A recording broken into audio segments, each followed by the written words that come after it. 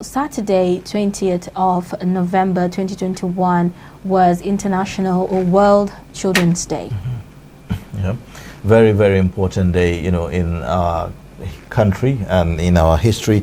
And now the very tool for which you can harness children's leadership qualities and abilities seem to be under threat, which is education. And I'm talking about incest and strikes. I'm talking about the COVID-19 pandemic that came and have a very great impact on our educational sector, and even insecurity in recent times. Now, the one that we're going to be looking at this morning is basically about how to harness this sector, how to make sure that it's running optimally. But before we begin the discussion, we have a report on the Fct Teacher Strike. Take a look at that, and then when we come back, you get to meet our guest and then look at the issues and I would say matters arising as far as that is concerned. Please stay with us. It is a weekday, and normally schools would have been bubbling with activities of pupils, students, and teachers. But that is not the case today. Members of teaching staff in public schools have taken a warning industrial strike action under the aegis of the Nigeria Union of Journalists.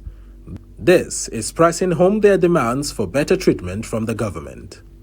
This is Jabi Primary School in Jabi, Abuja, and it is completely empty without any teacher or pupil in sight. And that is the same situation across primary and secondary schools in the Federal Capital Territory. The Nigeria Union of Teachers, NUT, Abuja chapter, has embarked on a 5-day warning strike. And what are they demanding for? They want better security in their schools, and they are also demanding the payment of arrears of promotion benefits to teachers. Teachers at this school have declined making any comments on the strike on camera. But they say the recent cases of attacks and kidnappings, mostly in schools in the FCT, is fueling their decision. They say they are no longer safe carrying out their duty, and they want better assurances of safety from the government. One of the students sent home from school narrates what happened. Yesterday I went to school and I heard that there's no school, and I asked what happened, and they said the teacher are on strike, and it was on break time that they asked us to go home because they'll be going on strike. Another major issue at the core of the warning strike is the non-payment of arrears of promotion benefits to teachers. But surprisingly, NUT executives at the NUT FCT chapter in Gwagwalada also declined our request for an interview. This is Teachers House, the headquarters of the Nigeria Union of Teachers, FCT Wing, Abuja. Now, after very much concerted efforts to reach the public relations officer or the chairman of the NUT here to get comments on the recently embarked 5-day warning strike, all our efforts have so far proven abortive. Security is still a big threat to public schools in the FCT, and arrears on promotion benefits have still not been paid. Now that leaves us wondering, if these people want solutions to their problems, then why are they not speaking up? Chijoke Okafo, TrustTV News, Abuja. Well, there you have it. Strike actions seem to be something that is gradually becoming traditional or cultural, with our educational sector, and so it is for other sectors of the Nigerian economy. Quite unfortunate, really, that we have to go that route. Now we have in the studio Honorable Bamidele Salam from Children of Leadership and Values Development Initiative, and he is going to be talking to us, about the educational sector and how important it is for us to harness children's leadership potentials. Good morning, and it's good to have you join us. Welcome to the program. Good morning, thank you very much. So now, how would you say, how does strike actions, affect children?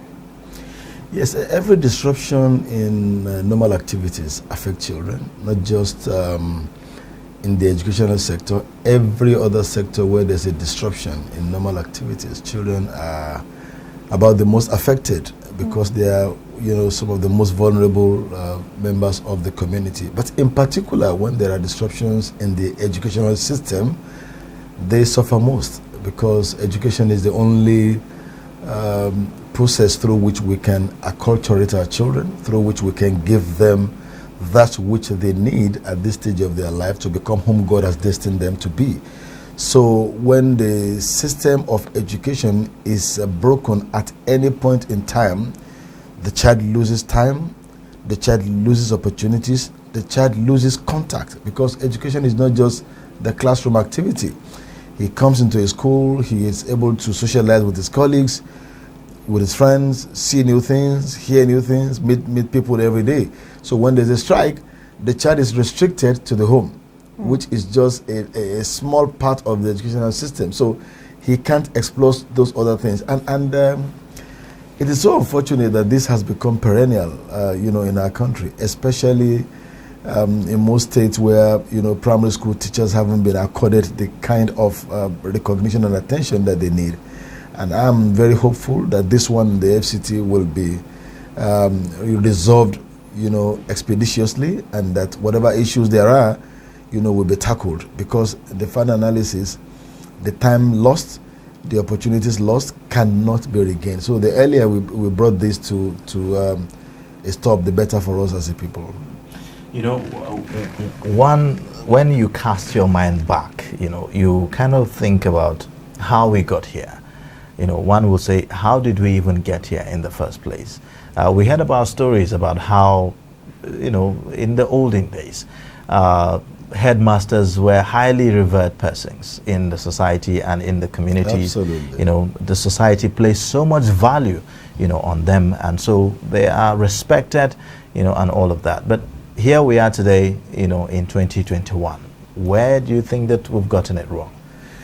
Well, I think we seem to be a nation that places emphasis on the less important things while we neglect the very important ones. I'm sorry to say this. I'm a part of the leadership of this country, being a member of the National Assembly, but that is the truth.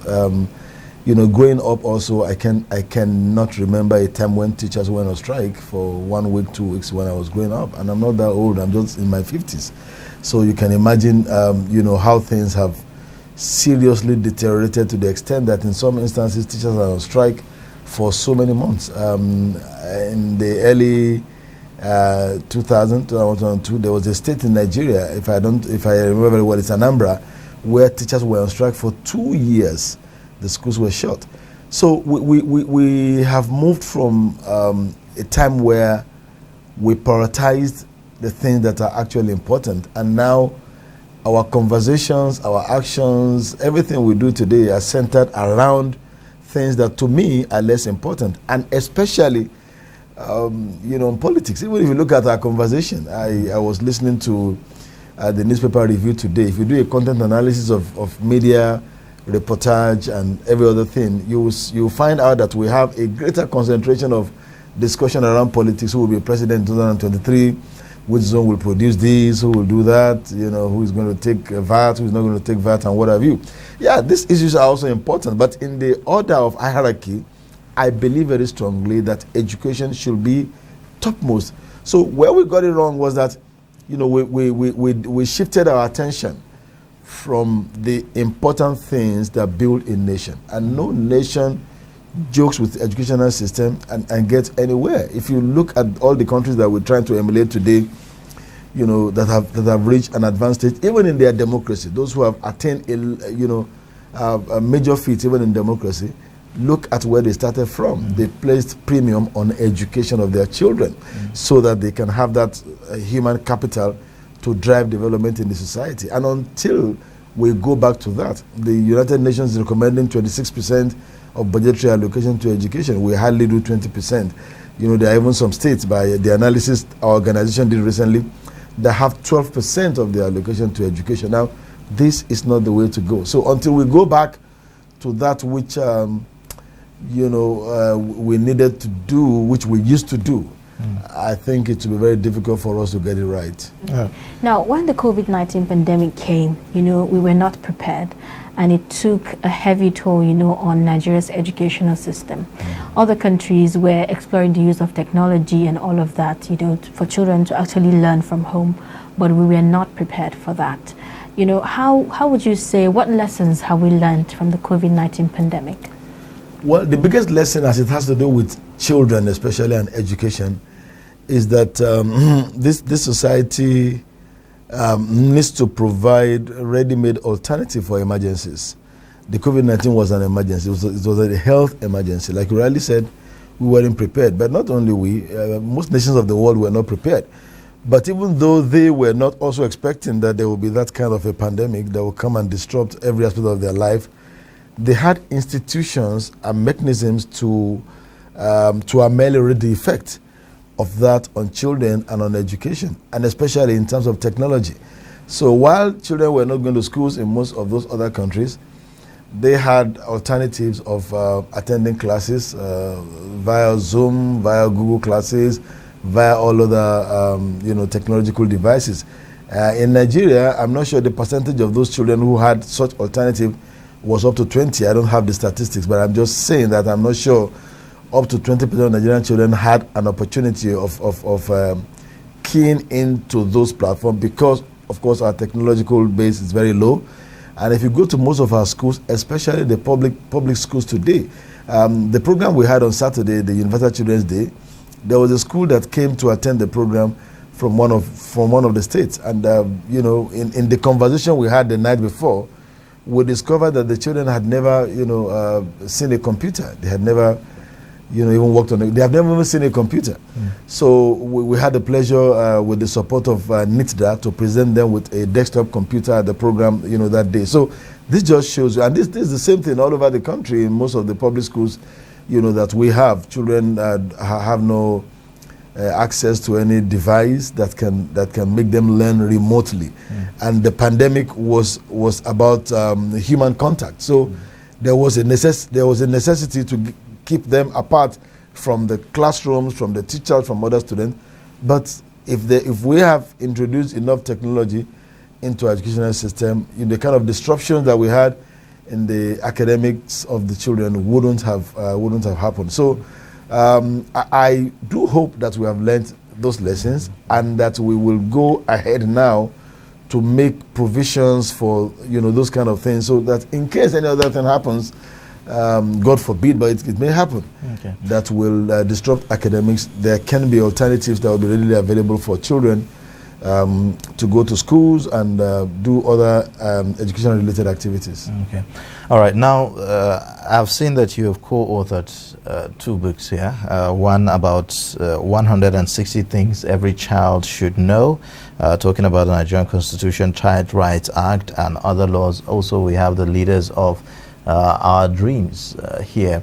Now, give us a sense of, the nexus between, education and the crop of leaders that we have now, the kind of people we have in our political offices and all of that. Absolutely. Now, leadership itself is, there could be innate abilities, there could be gifts for leadership, but leadership is nurtured. Leadership is developed. And, my own experience relating with children in other parts of the world showed me that right from childhood, they try to inculcate in their children the necessary ethics and values which leadership entail. Let me give you an example on the issue of volunteering, for example. If you want to go to school in the United States of America and you want to really be an excellent student, you want to access scholarships and other opportunities, you must have a record of volunteering. And volunteering is not just about, it could even be in the mosque, it could be in the church, it could be in the clubs and societies, but you must be somewhere or something that you have done without necessarily having to be paid for as a contribution to the community or the society that you have. Now, it will not be difficult for children who go through that process to understand that as leaders, they have to be sacrificial. As leaders, they have to offer service in a manner that's not expecting that, they have to be rewarded, in quote. Unfortunately here, leaders are like kings, rather than servants. And that is not what we learned, even from our major religious books, where Muslims and Christians, majorly in Nigeria, and the two, major proponents, if I may say, of the two religions were people who lived sacrificially, who lived a life of servanthood. So I believe very strongly, and that's why we in the CalDEF, we go into book publishing, that we should begin to make available for our children materials that teach the major essence of leadership right from their childhood. The Yorubas have a proverb. They say when a fish is dry, you can no longer bend it. So if you bend it, it breaks. So if you want to bend a fish, you bend it when you just catch it from the river and it's still very fresh. And so these children have very fresh mind. They have a very fertile ground that we can plant important ethics on. And it is whatever we plant today that will reflect tomorrow when they become the leaders of this country. They are leaders at the moment. We actually don't even call them leaders of tomorrow in our organization. We call them young leaders. Because in the schools there's leadership. There are school prefect, there's a class captain, there is a health prefect and what have you. That's a form of leadership. In their various clubs and organizations, the press club and what have you, they have leadership roles that they are playing. So we let them know that you are not leaders of tomorrow. You are actually leaders today, but you are only young. So you are young leaders. And it is whatever they learned today that they replicate when they eventually become the senators, the governors, the rep members, the ministers of tomorrow. So it is important for us as a country to incorporate leadership education into education right from the primary schools. And that's exactly what we're trying to do. These are not the first books that the organization is publishing. We started publishing books on leadership in 2017. And there are so many areas to cover. For example, this one, I don't know if I can have it. This book on the Constitution, it will surprise you to know that even adults, many people do not know what the Nigerian Constitution says about so many other things. And we think children need to know about the laws governing their country. They need to know when you say state of emergency, what does it mean? When you talk about Consolidated Revenue Fund, what does it mean? When you talk about the Supreme Court, what does the Supreme Court do? So we believe that we should break it down in a question and answer format for children to be able to know what the Nigerian Constitution says. Apart from that, the Child Rights Act, which is a law passed in 2003, affects them directly. Right. What right does it guarantee them? What benefit does it guarantee them? What do they need to know so that if anybody is violating their right, they will know that no, what you're doing is wrong. The Nigerian Constitution and the Child Rights Act and the Universal Convention on Children says this and this about me, and then they can live a life of understanding and responsibility, therefrom. Okay. All right. Now, how important is this to the participation of young people in governance and democracy? Very, very important, because like I said, participation is not just the main thing. People are participating always, but what are they bringing to the table? That's actually the issue. So those who are participating today, we can ask ourselves, is their participation qualitative? Is the participation delivering on our expectations as a people, as a country? I was in a conference recently and I told them, I said, everybody should bring out their notepad or Google, whatever, you have a Google on it. Just Google Nigeria Vision 2050. There's nothing that will come up. Nigeria hasn't developed any vision for 2030. There's no vision 2030. There's no vision 2025. But go and Google the same, Google Dubai Vision 2070. It props up. It gives you an idea of where Dubai wants to be in the year 2070. Now that is leadership. So whatever we do today, the quality of the leadership that we reflect today was as a result of our experience yesterday. So whatever we do for children today, whatever we do for our young people today, will determine the quality of the participation that they will be having in the governance process in the next 5, 10, 15, 20 years. And that is why this is very, very important. And we all need to key into this, even from our homes. A lot of homes operate a dictatorial system of government, if you want to put it that way. Even to decide what you're going to eat, children are not involved. To decide so many things, where do you want to go and spend your holiday, where do you want to go. I was taking my children out. They came to Abuja for this program we had on Saturday, and we sat down together yesterday and decided, where will you be? I had in mind to take them somewhere. They didn't want to go there, and they gave me reasons why they prefer something else, and what they preferred was not injurious to them, was not unhealthy. So I said, okay, So we go with that, even though that may cost me a little more, more money. So what I'm saying is that we get our children participatory. We get them acculturated into what leadership is all about. By the time they get into those positions, they know that they have to live in the reality of what the world expects of leaders. Okay. Now, would you say the leadership and value contents presently in our curriculum in Nigerian schools are enough, to prepare young leaders? Absolutely not. I don't even think the content is there at all, and that is the truth. We're trying to engage with the Universal Basic Education Commission, and we're going to engage with the NERDC, the organization that deals with the issue of curriculum. I know it's a lot of work. We do civic education, and again, let me quickly draw this. It also has a correlation with the quality of our teachers. We also need to do more in improving our teacher education, and I want to commend the President Muhammadu Buhari on this. The decision by the federal government to give tuition-free education to those who want to study education in our universities, and even give them bursary, is a phenomenal decision of the federal government. I don't know who gave that advice, but I think it's a thumbs up for the government. Because what do we have at the moment? When people want to go to university, they choose some courses other than education. So when they cannot meet up with the cutoff marks for those other courses, they say, okay, come and study education. So we are throwing, they are not interested in education. Two, they are not academically excellent. And we believe that, okay, the only place you can succeed is to go to study education. And they become the teachers, of our children. Who does that? In India, if you are a first-class material, you are recommended to go either into the academics or to the public service as a first-class material, because that's where they need you. They want to make sure their education is top-notch.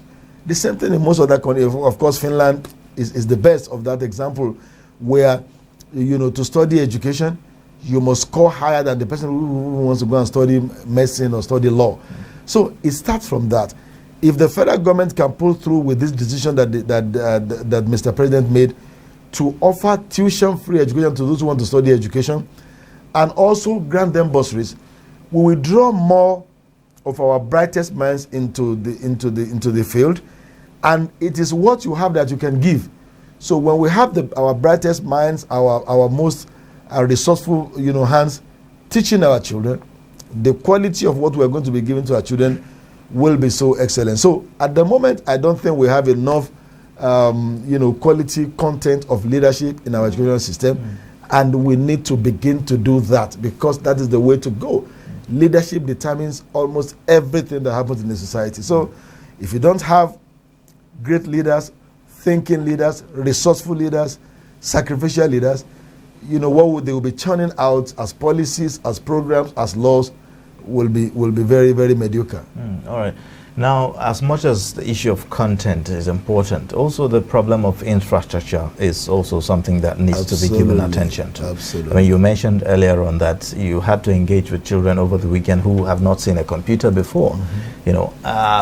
What must we do differently to improve the standard of infrastructure in our schools, in our primary, secondary schools, in Nigeria, to harness learning? Okay, absolutely. Where it starts from is in devoting more resources to education. Like I said earlier on, we need to devote more resources, and we need to not only devote those resources, we need to follow through to ensure that the resources we vote into education, are actually utilized for that purpose. Now, a school does not necessarily have to be a gigantic building.